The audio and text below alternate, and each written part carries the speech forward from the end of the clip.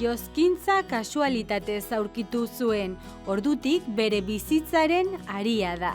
Patroigintzarekin eta jantzigintzarekin lan egiten du bezeroaren beharrak betetzeko helburuz.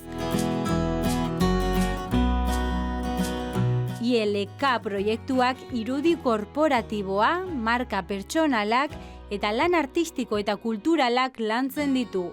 Lantegia Bustintxuri auzoan du. Ikastaroak ematen ditu eta unibertsitatean irakasle dihardu. Bere ezagutzak ezinbestekoak dira ikasleen etorkizuna ehuntzeko. Gaur, Ilazki Martirena moda diseinatzailearekin solastatuko gara.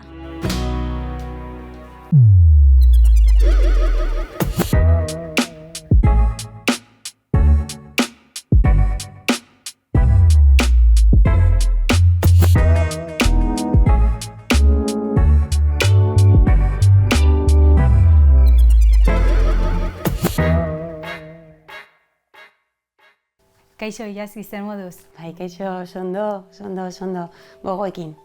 Ilazki, zer da moda zuretzat eta nolakoa da zuk sortzen duzun moda? Niretzat moda bada espresio modu bat. Azkenean, modadekin espresatu dezakegu momentu horretan nola gauden, zer egiten ari garen, ze bizitzen ari garen, eta gero baita ere espresatu dezakegu hori, baina baita ere erabili dezakegu gauzak izkutatzeko. Orduan bada, niretzako bada erraminta bat, jolasteko erraminta bat eta jolasteko estetikarekin. Zaila alda modatik bizitzea, Nafarroan? Zaila da, gogorra da, baina ez da zaila gustatzen zaizunean. Niretzako zailago da, egotea leku batetan ez duan egon nahi. Orduan hori nik lan asko izan ditut, egin dut lan leku askotan, eta suposatzen zen lana erresago zela, baina hau gustatzen zait gehiago eta zoriontsu naiz hau egiten. Eta nola janzten dira nafarrak? Nire ustez ondo. Nik uste dut nahiko praktikoa garela eta baditugula gustua daukagula. Bai asko, beti jatzen gara grisaz asko jazten garela, urdinez, txuria baita ere biltzen ditugu kolore oso neutroak. Baina baita ere nik analizatzen demorarekin taola baita ere bilatzen ditugu arropak izatea atemporalak, Orduan, arropak askotan atemporalak izateko izan behar da estanpatu gutxi izatea, kolorea, eta nik uste dut baita ere hori erlazionatuta dagoela alde batetik kontsumo irresponsable batekin izatea, eta izatea pentsatzen beti hori erabili dezakegula urte nahikotan, eta gero baita ere klima honekin, espero dugu, egun batetan eguzki egiten dizu, beste egun batetan euria eta bestean elurra. Orduan, baita ere koste egiten da, gauza berriak sartzea. Orduan irekiak gara edo tradizionalagoak? Zaila da. Nik uste dut tradizionalagoak garela. Baina ez guztiak, ez gustatzen esatea orokorrean hitz egitea. Zen azkenan nik uste dut badaudela individualki, gustatzen zait baita ere ikustea jendea. Beti nahi izan duzu moda diseinatzaile izan? 18 urte nituenetik, baina ni beti kontatzen dut. Nire historia da, nik egon nintzen, nengoen bigarren batxilergoan, hori erabakitzen psikologia edo enpresarialez ikasten, Eta azkenean kasualidades o bizitzera eman ninduen goiziklo bat ikastera, patroigintzakoa, eta lehendabiziko klasean, ikusi egin nuenean gona base bat, patroian, esan nuen, hau niretzako da. Orduan, 18 urtetik aurrera, baina lehenago ez. Ez, kasualidades hori iritsi nintzen. ILK enpresak 3 ardatz ditu. Zer eskaintzen du? ILK-an lan egiten dugu batez ere, bilatu nahi dugu nortasun bat, identitate bat bilatu nahi dugu, eta bisuala izatea. Hori da bilatzen dena, Orduan, erramienta bezala erabiltzen dugu arropa, adibidez. Enpresa bat etortzen da, eta esaten ditu, Ilazki nahi dugu landu identitate bisuala, baina arropekin. Egiten duena da, pixka bat analizatu, zein den bere lana egiten duena, ze behar dituen, eta horren arabera egiten duena da, egin daiteke uniforme bat, osoetara guztia berdina izatea, egiten duena da landu pixka bat, kolore batzuk, arropa batzuk erabiltzea, egiten duena da lan egin hori identitate bisuala, arropa erabiliz erramienta bezala. Lan egiten egiten da, baita ere imagen personala, baina bilatzen profesionaltasun munduan lan egitea. Ni nire kasuan nik ez naiz berdin jazten ez, lagunekin banago, honea etortzen baldin naiz lanera, o hemen elkarrizketan baldin bagaude ez. Orduan egiten dudana da nik egiten dudana nire buruarekin antolatu, pertsona profesionalekin egiten dudana lankundu pixka bat, lortu identitate hori eta errestea egunerokotasuna ez. Eta gero lan hirugarren bidea edo, bada egiten dut lana espektakulotan, arte kultura eta hola, bestuarioak sortzen, ez? Adibidez, dantzare badela musika talde bat. Lan egiten dugu proiektuarekin eta egiten dudana da landu irudia eta gero irudi horretan bisual horretan individual bakoitza bere estiloa izatea baita ere ematen diot garrantzi hori, ez?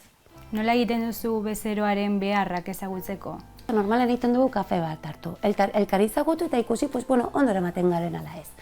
Eta horren arabera, bezeroa lasaitzen da, ikusten hau nolakoa den, nik informazioa hartzen dut baita ere, nola mugitzen den, nola hizketan duen, hitz egiten duen. Eta pixka bat, naiz informazioa hartu, zen askotan gertatzen da, esaten dizute gauza, bai ala bai, esaten dizute behar dutena, baina nagian egoten dira bigarren komunikazio bat, eta nik hori irakurtzen dut, ez? Eta gero hori egin ondoren, informazio hori egin ondoren, egiten diet proposamen bat kreatiboa, eta gero presupuesto, eta gero egiten duguna da lan. Zer estilorekin identifikatzen zara? Esan ez dakit. Nik jendea ikusten dudanean berriz, beti nahi izaten dut eta ikusten dut, baina askotan gertatzen dena da, ni nire burua ez dudala ikusten. Ez dakit. Badakit badaukadala estilo bat, zen askotan esaten dit, jantzi behar nahi zola, eta esaten dit, tu estilo, baina ez dakit nola definitu, egia esan. Dena den beti lan egin duzu patroigintzan, jantzigintzan, joskintzan, zergatik dute adar horiek garrantzia? Patroigintzen eretzako bada basea. Nik azkenan hori da ikasi nuen lehendabiziko gauza, ni oso teknika ba naiz. Naiz eta ikusi, badirudi oso kreatiboa naiz, baina nik oso teknikoa naiz. Orduan eretzako bada basea. Ni diseinatzen dudanean, zerbait ejekutatzen dudanean, egiten dudanean beti hasten naiz patroietik. Orduan eretzako bada basea. Zen azkenean egiten nahi zarena da, buruan daukazuna, paperera trasladatu ez, marraztuta hori eskala benetazko eskalan ez, eta gero hori oialera, orduan hori niretzako basea da bai. Gainera, IMMK sortu duzu Ibone Garamendirekin batera, zein helbururekin sortu da? Ibone eta biok ezagutzen gara egin dela urte pilo bat, eta beti egon gara elkartzen eta beti esaten genuen zerbait elkarrekin egon behar garen ginela. Lanean egon gara elkarrekin, bakoitza bere gure proiektuarekin taola, eta orain dela urte eta erdi, nengoen bueltaka zer ez nekien zer egin nire markarekin. Ez dakit zer egin, aurrera jarraitu ez, tal, no seke, eta egon ginen, hasi ginen galditzen taola, eta azkenan esan genuen, eta zergatik ez dugu zerbait egiten behingoz, badamagula bederatzi urte hau egiten. Eta esan genuen, perfecto, eta ze izena jartzen diogu IMMK, azkenean bada, Iazki Martirena Mamakitenge bere marka dela.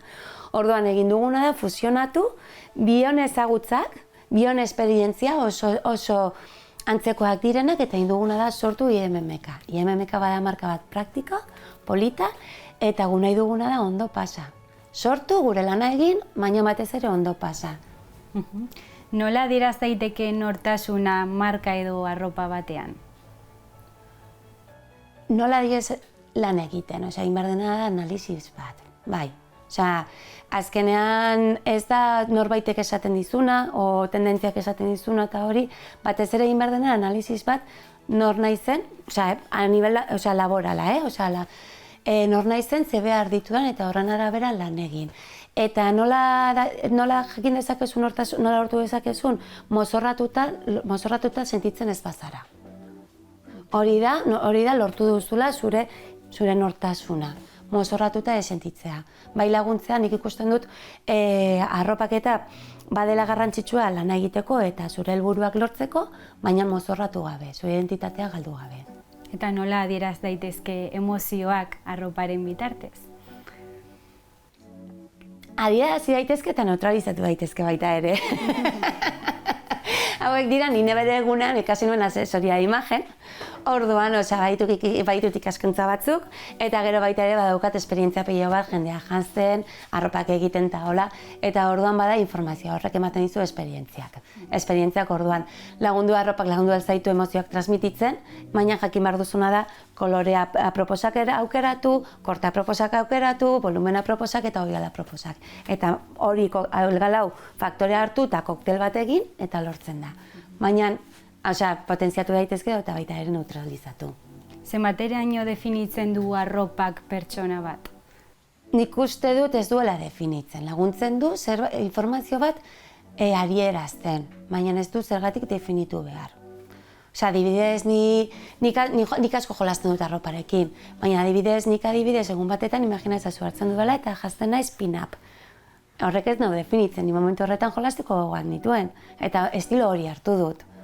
Azkenean, lortu behar duguna nik uste dut izan behar dela kontzientzia gugura arroparekin transmititzen dugula, kontzientzia izan behar dugu ze transmitu nahi ditugun, eta herramienta bezala hartu guk lortzeko nahi ditugun helburuak. Zure ezaugarrietako bat estok mugatua da, beharrezkoa ez den ekoizpen handi bat saihesteko. Zergatik egiten duzu? Insosteniblea delako. Azkenean, ni beti pentsatzen dut nola eman dezakedan bigarren buelta bat guztiari. Nik ez dut proiektatzen adibidez behar dut jantzi bat bakarrik egun batetarako. O nire bezero bat, o lagunok, berdintzaik nor. Nik beti pentsatzen dut arropa horrekin noiz gehiagotan erabili daiteke eta zer gehiagotan eta ze aukera dituen transformazioak egiteko. Mazten bali madut, egiten bali madut, ni beti pentsatzen dut diseinatzerako orduan, patroiak egiteko, edo erazterako orduan, niretzako beti buelta bat ematen diot berera biltzeko, zen ezin dugu eramaten dugun erritmoa ezin da, ezinezkoa da mantentzea. Arropa gehienak Indiatik eta Txinatik datoz, uste duzu kalitatearen aldeko apustua galdu dugula? Nik uste baietz. Kalitatea eta gero lankide horiek daukaten egoerak, baita ero, nik uste dut hori dela beste meloi bat, oso profundoa dela, eta nik uste dut izan behar genuela kontsumitzeko orduan kontzientzia gehiago. Zen kontutan izan behar dugu gu kontsumitzen dugunean produktu bat, egiten duguna da proiektu horretan apostatu. Zen ez dugu egin behar, guztiak egiten dugu hau, baina gu daukaguna almena da, ni joaten malin naiz aldezarreko denda batetara, kremailera batzuk erostera, nik erosten malin badut eta ordaintzen malin badut X, nik egiten duena da proiektu horretan apostatu. Berdin jo bakarrik kremailera bat izan, baina nolako jarrerak hartzen malin baditugu guztiak, lortu dezakegu hemengo komertzioa aurrera ateratzea. Orduan tokiko edo etxekoaren aldeko apostua egin beharko genuke? Nire ustez bai. Baita ere, beti kontutan izan, kanpokoa baita ere bizi behar dela. Orduan, esaten dudana da, nik kontsumo responsable esaten dudana da, arduraduna izatea, niri kontsumituko ditut gauza batzuk hemen, eta gero beste batzuk egingo ditut kanpoan. Edo beste batzuk, dirua banatu, eta proiektu ezberdinetan banatu. Nik hori da pixka bat erakutsi didatena txikidanik ez. Eta zenbateraino lehiatu dezake diseinatzaile gazte bat prezio merkean saltzen duen izen handiko enpresa batekin? Beste liga batzuk dira. Ezin dezake orduan? Ezinezkoa da, infrastruktura, ez daukazu infrastruktura berdina, ez dituzu balorez berdina, produkzio sistema berdina ez daukazu, ez berdina da, bi liga ezberdinak dira, ez da bat ala bestea, o txikia handia bezala izatea, bi sistema ezberdinak dira. Mundu zaila da? Bai, zaila da, gogorra da, baina zerbait gustatzen zaizunean, nik ez dut aldatzen. Tailerrak ematen dituzu eta unibertsitatean irakasle zara. Bai. Egia da irakasten duzun bitartean ikasten duzula? Bai, eta gainera uste dute irakaslea izatearena erresa dela, baina ez da erresa. Zen azkenan, nik ikasi izan ditut gauzak, hau da prozesu, nik ikasi izan ditut gauzak. Gero ikasi dudanean, egin behar duana da razionalizatu.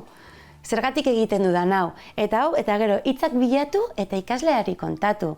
Orduan jakin behar dut, zergatik egiten dudan hitzak bilatu eta transmititu. Orduan jakin behar duzu prozesua luzea da. Eta ikasten duzula pilo bat, ni pilo bat ikasten dut, egunero ikasten dut, eta beti hori, ezagutzen ditut gauzak, gero pertsona bakoitza mundu bat gara, ikuspuntu bat gara, eta gustatzen zait pilo bat. Zenbateko garrantzia du euskarak zure bizitza pertsonalean eta profesionalean? Dena. Osa, ni gazteleraz dakit, euskaraz dakit, eta euskaldunekin euskaraz hitz egiten dut, eta euskaraz hitz egitenekin gazteleraz hitz egiten dut. Eta klaseak ematen baditut, bi hizkuntza erabiltzen ditut, osea, azkenean niretzako normaltasuna da. Orduan, ez daukat arazorik eta aldatzen dut hizkuntza, osea, garrantzia etxe bada, bai. Mila esker Iazki gurekin egoteagatik, hurrengora arte. Bai, zuri, eskerrik asko denengatik.